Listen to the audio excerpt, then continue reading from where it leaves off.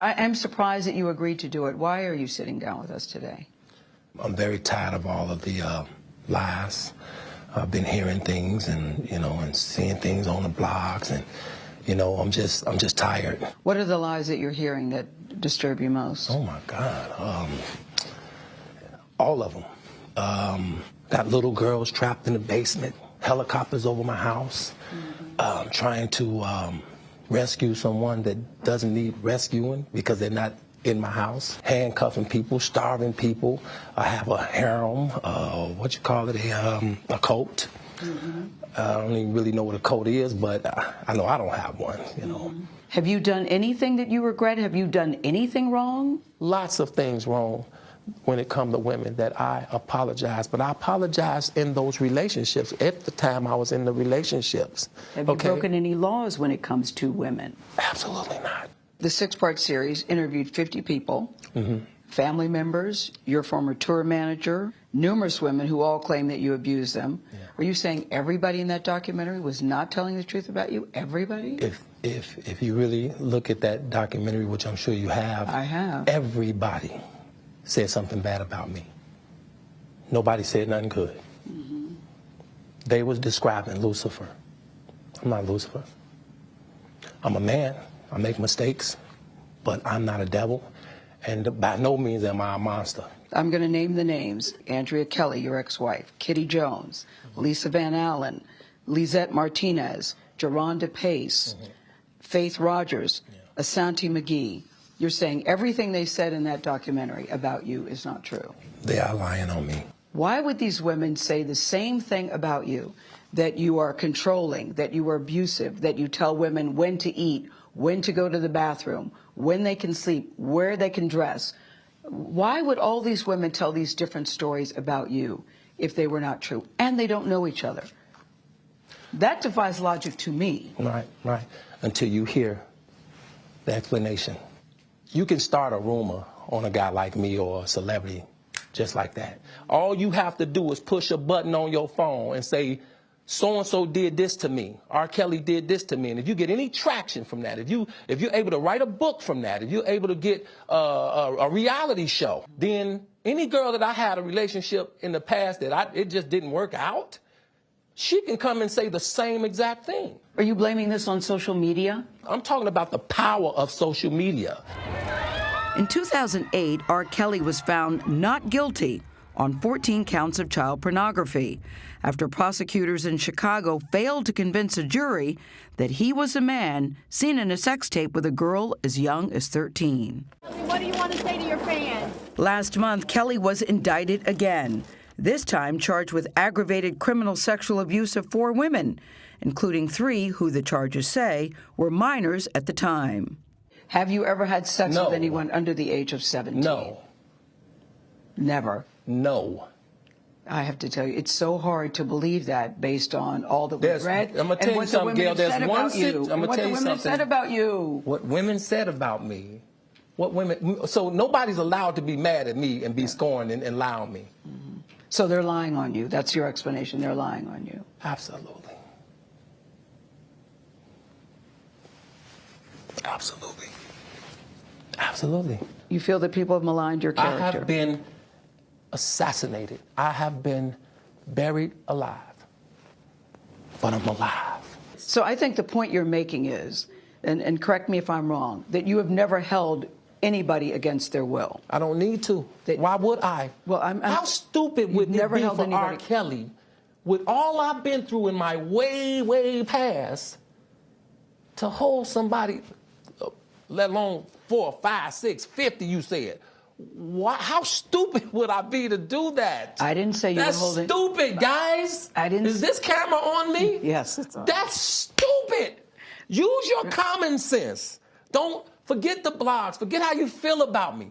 Hate me if you want to, love me if you want, but just use your common sense. How stupid would it be for me to, with my crazy past and what I've been through, right now I just think I need to be a monster and hold girls against their will, chain them up in my basement, and don't let them eat and don't let them out unless they need some shoes down the street from their uncle. Stop it. Y'all quit playing. Quit playing. Robert. I didn't do this stuff. This is not me. I'm fighting for my life.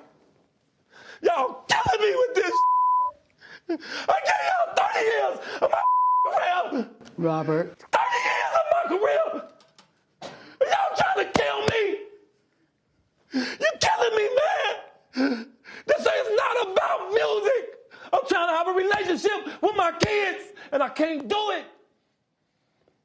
Y'all just don't want to believe the truth. You don't want to believe it. At this point, we briefly pause the interview to give Kelly a moment. His publicist helped calm him down. I hope this camera keep going. No, we're going to let the camera keep rolling. This is not, doesn't even make sense. Why would I hold all these women? Their mothers and fathers told me, we're going to destroy your career. But Kelly's emotions remained raw.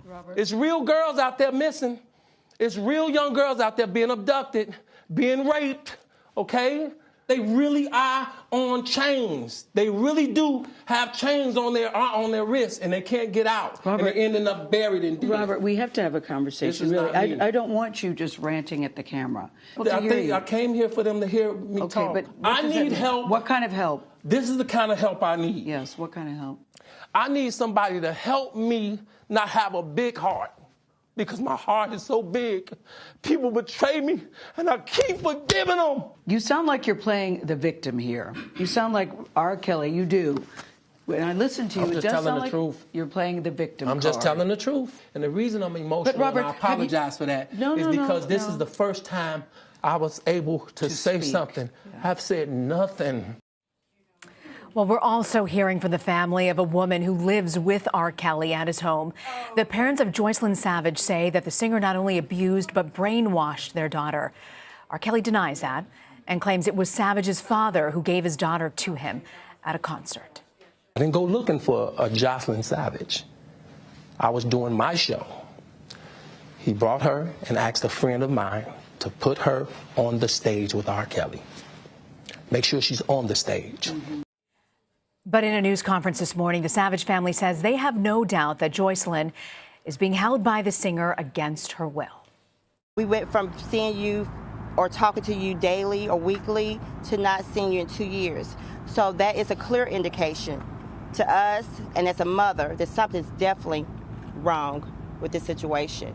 And we won't stop until we have our answers and make sure your well-being is okay. Well, joining me now is Renee Graham. She's an associate editor and columnist at the Boston Globe. Renee, I know you've been following R. Kelly's story very closely. I'm so grateful you could join us today. From Gayle King's interview, what really stood out to you, Renee? You know, what was shocking to me about the interview is I think that R. Kelly and his people perhaps thought this would be able to paint him as a more sympathetic figure. And if that was the goal, I think it failed miserably. It came off looking like the latest chapter of Trapped in the Closet. You know, he was unhinged, he was overwrought, he was evasive. So you know, that's what really came off to me. It came off as someone who was trying to manipulate the audience the way he allegedly has manipulated these women. You know, it was remarkable. So many people are commenting about Gayle King and her composure. She actually was speaking to my colleagues, Vlad and Anne-Marie Green, earlier this morning, saying at no point did she feel that R. Kelly was going to threaten or harm her. But a tweet that you mentioned this morning kind of caught our attention, and you say, now we see exactly how R. Kelly behaves when challenged by a woman. That was your tweet. Now we see exactly how R. Kelly behaves when challenged by a woman.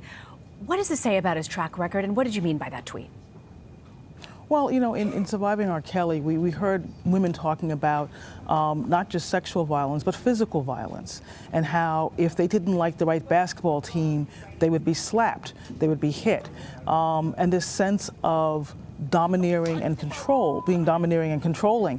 And that's what it felt like a little bit today. He is towering over Gayle King, who is sitting there being the consummate pro as he is sort of screaming and flailing and crying and this whole sort of dramatic performance.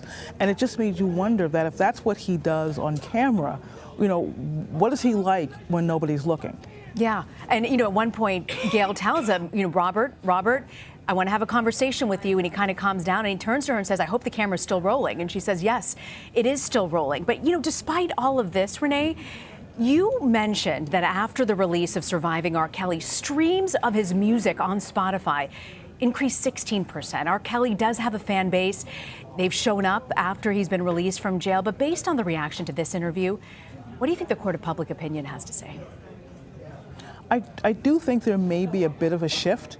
I think it did make a difference when his longtime record label dropped him.